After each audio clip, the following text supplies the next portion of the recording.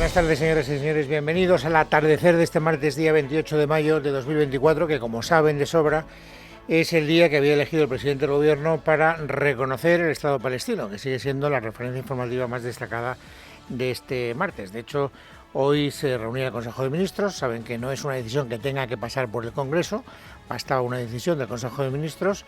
Sánchez no ha querido debatirlo en el Congreso de los Diputados porque se hubiera enfrentado a la oposición de unos y de otros, es decir, de la derecha y de la izquierda, aunque es verdad que por razones distintas, como luego iremos viendo.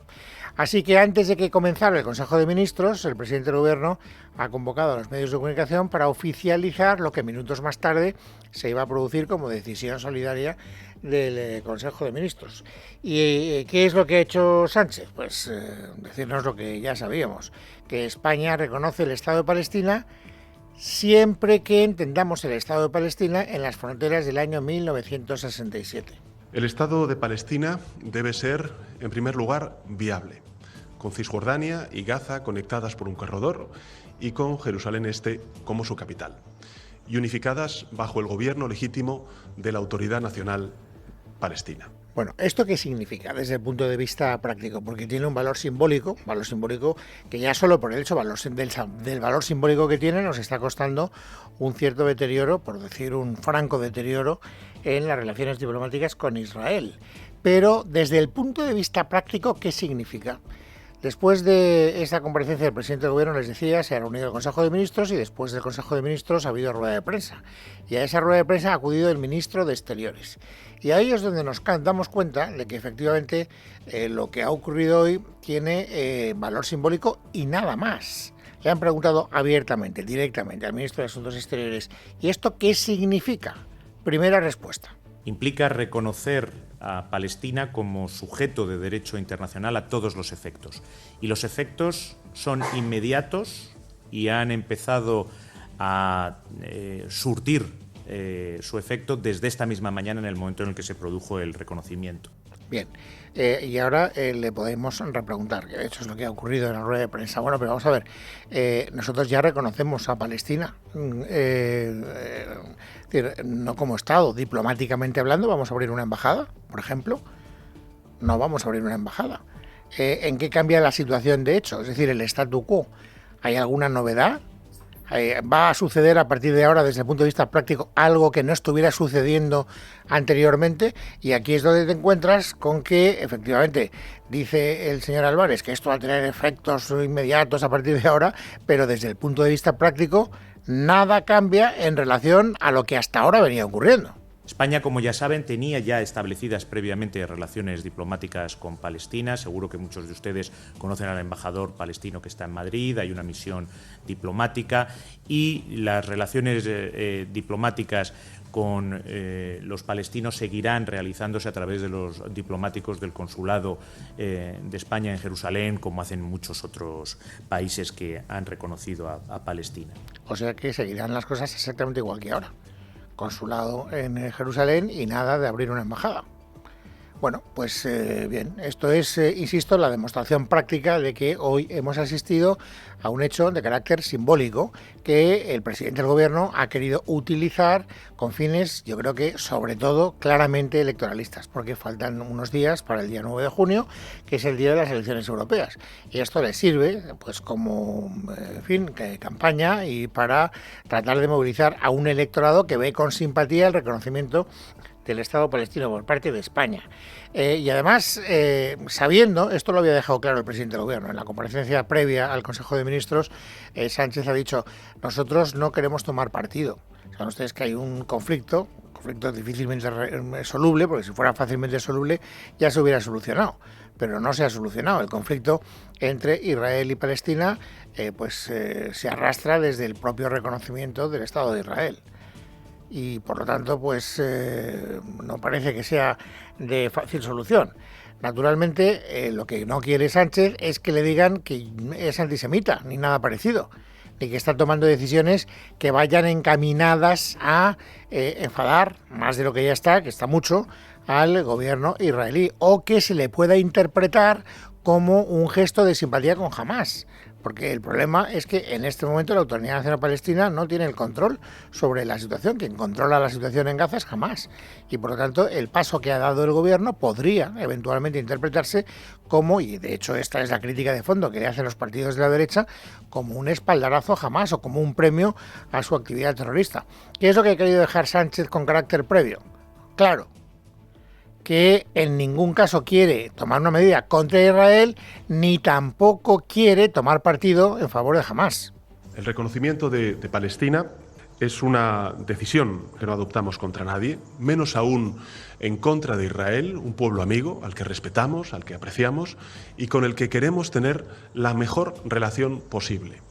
Y además, esta decisión refleja nuestro rechazo frontal, rotundo, a Hamás, que está en contra de la solución de los dos estados. Vale, quieres quedar bien con todos, pero no puedes quedar bien con todos. Es muy difícil y además en diplomacia es especialmente difícil quedar bien con todos. La prueba más evidente es que esta mercancía que hoy nos ha tratado de vender el presidente del gobierno no ha sido comprada por nadie, ni por la derecha ni por la izquierda. Ni por la derecha ni por la izquierda. Es decir, sus socios de gobierno tampoco entienden este discurso de Sánchez. Y además aquí no hay, digamos, distinciones. Porque a veces la izquierda del Partido Socialista está dividida y entonces vemos que Sumar y Podemos no mantienen el mismo discurso. En esta cuestión en concreto, el discurso es unívoco, tanto en Podemos como en Sumar. Ha hablado en representación de Podemos el señor Javier Sánchez Serna, que le ha dicho al presidente del gobierno, después de escuchar esta declaración que acabamos de reproducir, lo siguiente. ¿Cómo puede seguir diciendo Pedro Sánchez que Israel es un Estado amigo? Israel hoy es el equivalente a lo que fue la Sudáfrica del apartheid, un Estado criminal y racista que está cometiendo crímenes de lesa humanidad, por lo que cualquier complicidad o colaboración del Gobierno de España con Israel va a ser una vergüenza, un motivo de vergüenza que se recuerde durante décadas. Bueno, este es el discurso de Podemos, que tampoco añade nada nuevo a lo que habitualmente es en esta materia el discurso de Podemos. Y luego está el discurso de Sumar, que ha sido además hoy interpretado por la propia Yolanda Díaz. Yolanda Díaz, ¿qué dice? ¿Cuál es la posición de Sumar? Que el gobierno se queda corto. Es decir, que a la hora de reconocer el Estado de Palestina y a la hora de mantener distancias con el genocidio, dicen en Sumar, que está cometiendo Israel en Gaza, el gobierno español, el gobierno de Pedro Sánchez, tendría que llegar más lejos. Escuchen a Yolanda Díaz. No estamos ante un gobierno con Netanyahu de extrema derecha que violenta y vulnera toda la legislación internacional, los derechos humanos, que impugna todas las instituciones del mundo, por supuesto al gobierno de España, por supuesto al secretario general de Naciones Unidas, y soy clara, hay que hacer algo porque está violentando el derecho internacional. Cuando dice que hay que hacer algo, se refiere a que hay que hacer algo más de lo que hace el presidente del gobierno, de lo que hace el gobierno, de la cual ella es vicepresidenta, no lo olvidemos. Entonces le han preguntado, porque esto que acabamos de escuchar se ha producido en una entrevista que le han hecho en Televisión Española.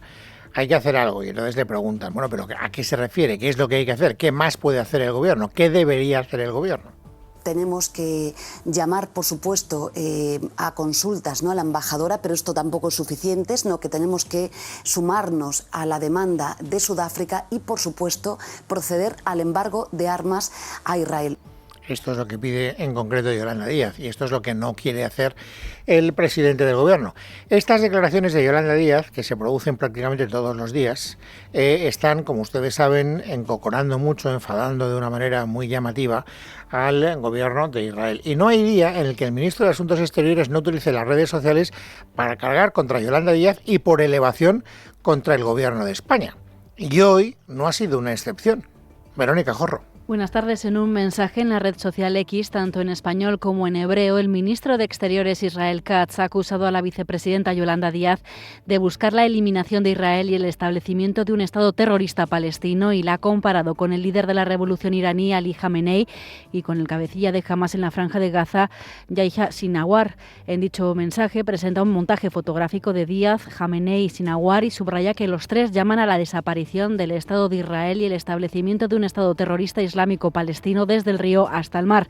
Dirigiéndose expresamente a Pedro Sánchez, le remarca que al no despedir a Yolanda Díaz y anunciar el reconocimiento del Estado palestino, es cómplice de incitación al asesinato del pueblo judío y de crímenes de guerra, etiquetando en el mensaje al líder del PP, Alberto Núñez Feijóo. Israel ha reaccionado con ira al reconocimiento oficial del Estado palestino hecho hoy por España, Irlanda y Noruega, e incluso ha prohibido al consulado español en Jerusalén prestar servicios consulares a los palestinos residentes en Cisjordania. Así que, como ven, es Yolanda Díaz la que más enfada al gobierno de Israel, pero el gobierno de Israel en la respuesta, sobre todo en las redes sociales, por elevación también habla del gobierno.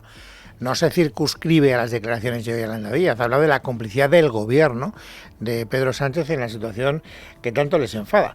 Por eso hoy le han preguntado, en la rueda de prensa posterior del Consejo de Ministros, a Álvarez, al ministro de Exteriores, a propósito de esta posición que a través de las redes sociales está manifestando el gobierno de Israel. Respuesta de nuestro ministro de Exteriores. Hablé ayer y antes de ayer con mi colega irlandés y con mi colega noruego, que están también recibiendo ataques y bulos infames por parte de nuestro colega israelí, y acordamos dar una respuesta coordinada, serena y firme.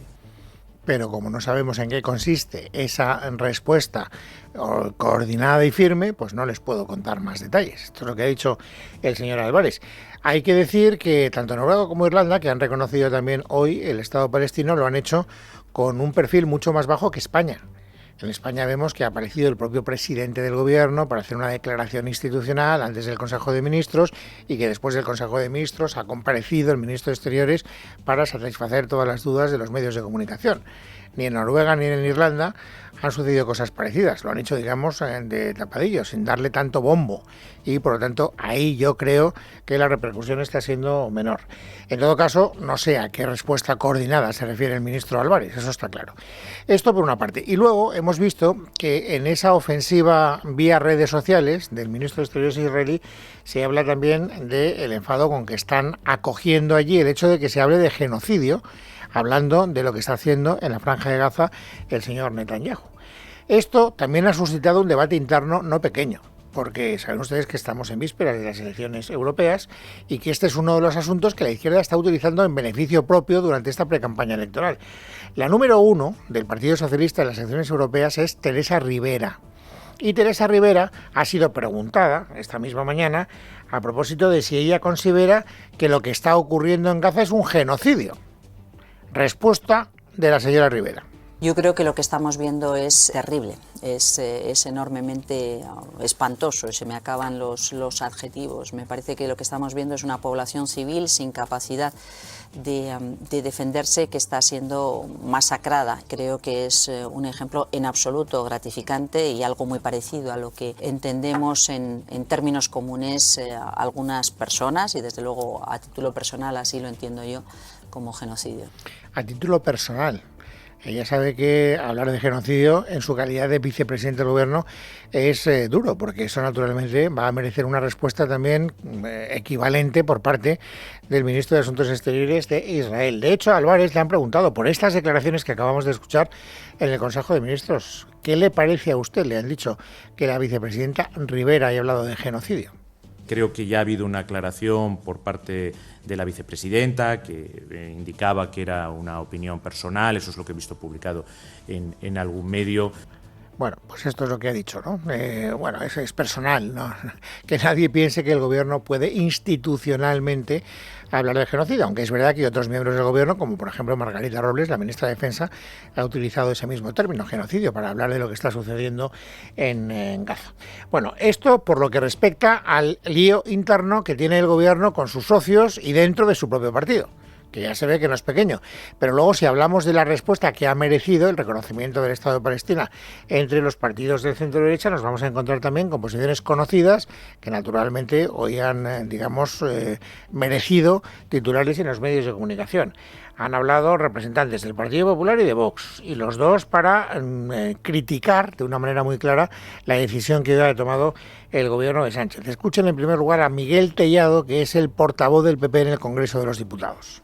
Una acción totalmente irresponsable, una acción totalmente inoportuna, como demuestra que haya tenido que dedicar la mitad de su declaración institucional en aclarar que no supone un apoyo a una organización terrorista internacional que se llama Hamas. Y ahora escuchen a Jorge Buxadé, que es el que ha salido a la palestra en representación de Vox. No se puede reconocer eso, porque eso es reconocer a una organización terrorista que tiene el control de Gaza. A ver si lo empezamos a entender ya, porque toda la propaganda del gobierno está provocando cambios y a mí hay cosas que me sorprenden. Es una organización terrorista, es como ETA. Bueno, y luego está otro asunto que también tiene que ver con la política exterior de nuestro país, que también tiene dividida a la coalición de gobierno. Saben ustedes que ayer estuvo Zelensky en Madrid y que se firmó un acuerdo entre los dos países, entre España y Ucrania, en virtud del cual España se compromete a ayudar militarmente por valor de 1.000 millones de euros a el país invadido por Rusia. Y esto es algo que ha enfadado mucho a Sumar, que es el socio de Pedro Sánchez en el gobierno. ¿Por qué? Porque dicen que ellos se enteraron por la prensa y que no había habido ningún tipo de transparencia y que Sánchez tendría que haber sido más leal, más transparente, más directo a la hora de informarles de lo que iba a hacer. Y esto es algo que tanto a la ministra portavoz como al ministro de Exteriores, que estaban en la rueda de prensa del Consejo de Ministros, les ha sentado mal y han querido aclarar al menos su posición. ¿Cómo que no hemos sido transparentes? Escuchen a Pilar Alegría. Todas las decisiones que este gobierno materializa en materia de política internacional, siempre se toman desde el paraguas y el amparo de la transparencia. Esto no es lo que opina Sumar. A Álvarez le han preguntado por lo mismo y Álvarez ha tratado de explicar por qué le llama tanto la atención esta queja que está formalizando Sumar. A mí me sorprende de que distintos grupos políticos digan que no lo conocían. Yo estaba el miércoles en el Congreso de los Diputados, escuché perfectamente al presidente hablar de ellos y yo llevo meses informando de ello en todas las comisiones a las que acudo. Y debo de decirle que jamás he tenido el más mínimo comentario al respecto. Bueno, pues esto es lo que nos ha dicho hoy el señor Álvarez. Bueno, esto es lo que, insisto, de cara a las elecciones europeas se está utilizando, sobre todo el reconocimiento de Palestina, también la ayuda a Zelensky, también la ayuda a Ucrania, también, digamos, la oposición a Putin, el Partido Socialista para tratar de ganar votos y de movilizar a su electorado. Pero pasado mañana va a tener que enfrentarse el gobierno con una decisión incómoda y desde el punto de vista social, si atendemos a lo que nos dicen las encuestas, muy controvertido, que es ya la aprobación definitiva de la ley de amnistía. El Partido Popular quiere que volvamos a hablar de ese asunto. Sabe que en 48 horas, el jueves a las 9, empieza ese debate y después, cuando haya acabado el debate, se votará definitivamente la votación de esa ley. El portavoz parlamentario del Partido Popular ha querido agitar, por lo tanto, ese asunto para ver si ahora, de cara a las europeas, esto puede movilizar al electorado de la derecha, que es el que necesita movilizarse para hacerle un poco de frente a la reactivación electoral que, según las encuestas, se está registrando en la intención de voto del Partido Socialista.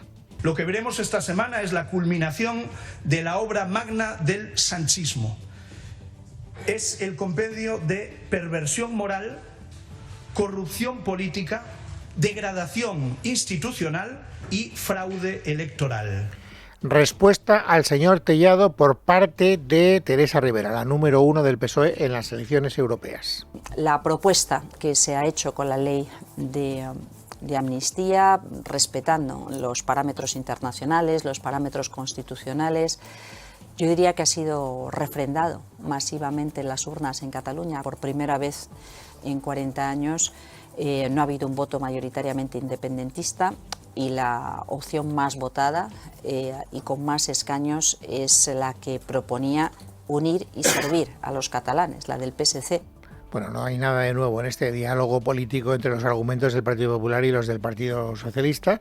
Y luego está la actitud que está manteniendo Vox. Es curioso porque Vox, también pensando en las elecciones europeas, Vox necesita crecer recuperando votos que parecía que se estaban yendo al Partido Popular.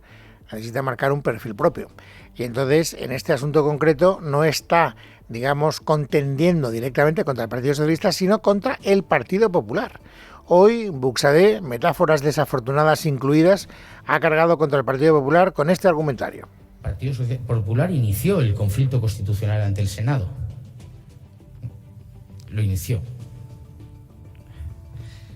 Se me ocurre una comparación que es impropia del lugar, pero metió la puntita. y luego la retiró. Y si la comparación te parece impropia del lugar, ¿por qué no te callas?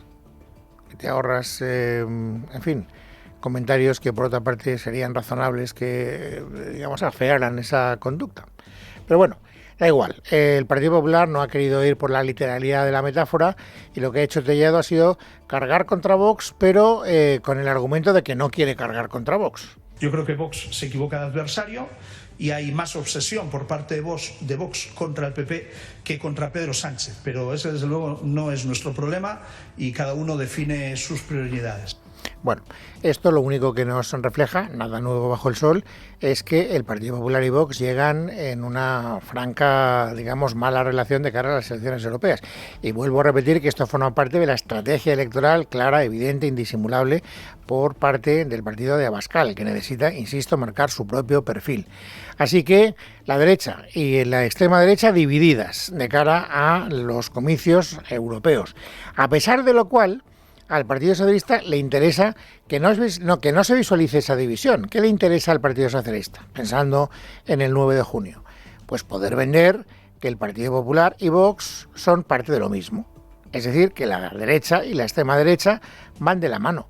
Porque ese llamamiento a la alerta antifascista es la que está utilizando el Partido Socialista para tratar de movilizar a los suyos y de, digamos, comerle terreno al Partido Popular en las encuestas. Y de verdad que, según lo que nos están diciendo las últimas encuestas, parece que lo está consiguiendo. De tal manera que da igual que el señor Buxadé y el señor Tellado se peguen públicamente. El señor Pachi López, el portavoz parlamentario del Partido Socialista, en el Congreso de los Diputados, habla de la derecha y de la extrema derecha como si fueran socios de un objetivo común. El gran peligro, el gran fantasma que recorre Europa es la ultraderecha, es el nacionalpopulismo que está emergiendo en muchos países, bueno, emergiendo en algunos y en otros ya existía desde hace tiempo. Y el peligro de que esto cobre fuerza es cuando la derecha blanquea a esta ultraderecha.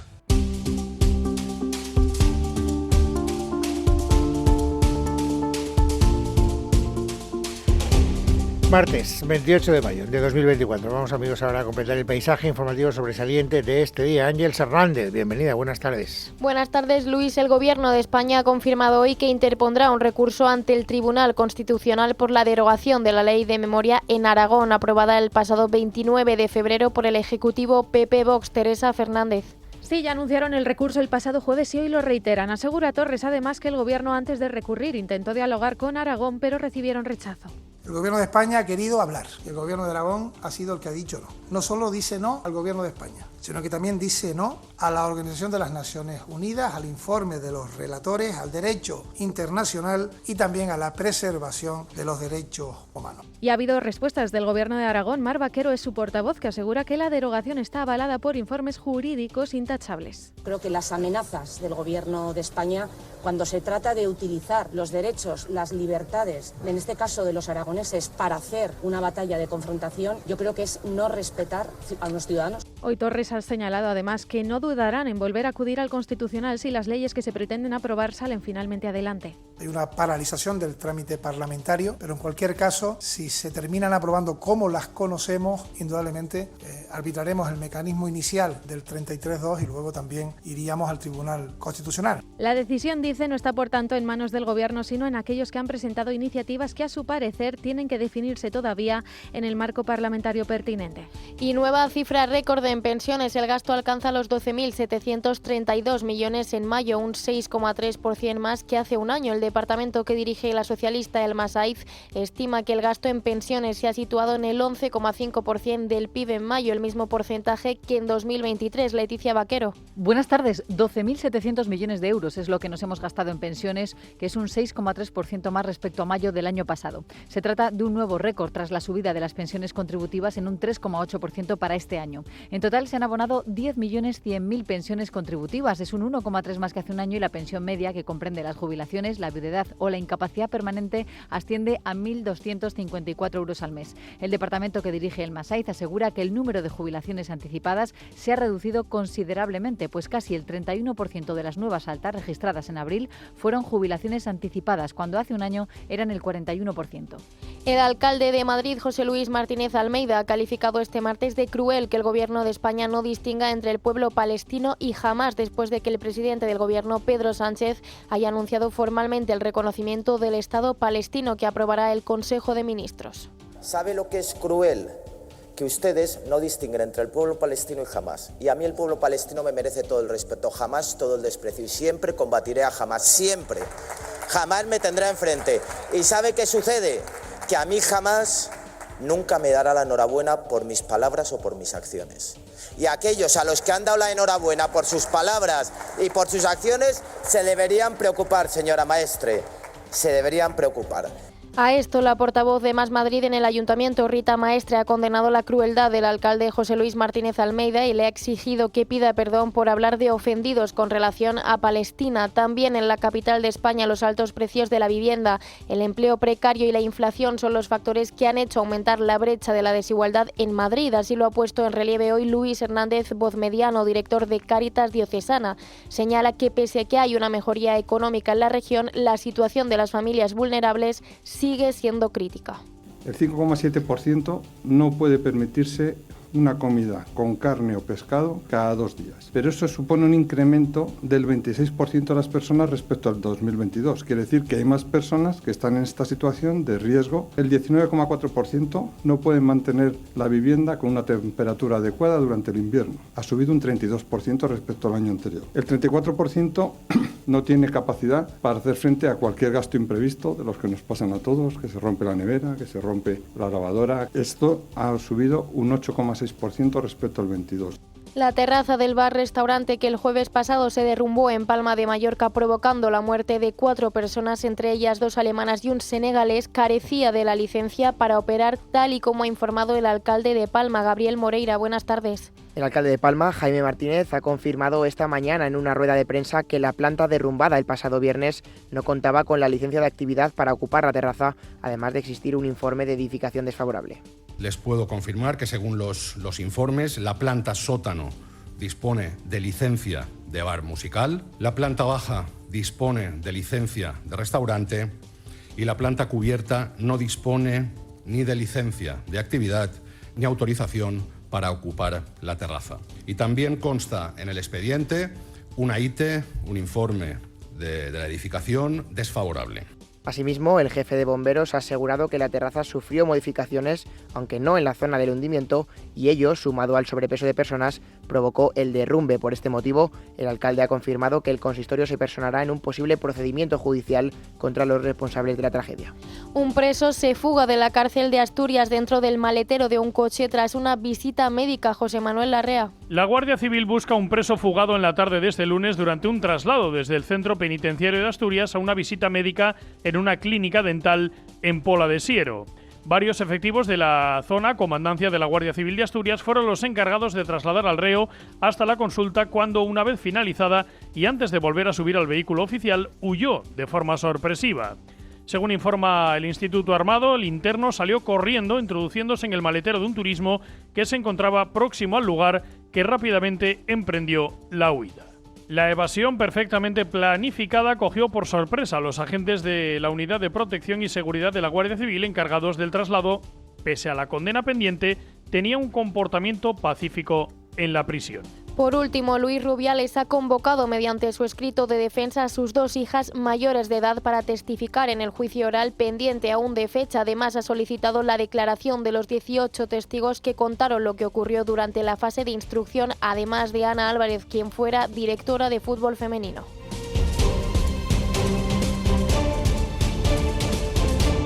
En casa de Herrero. Es Radio.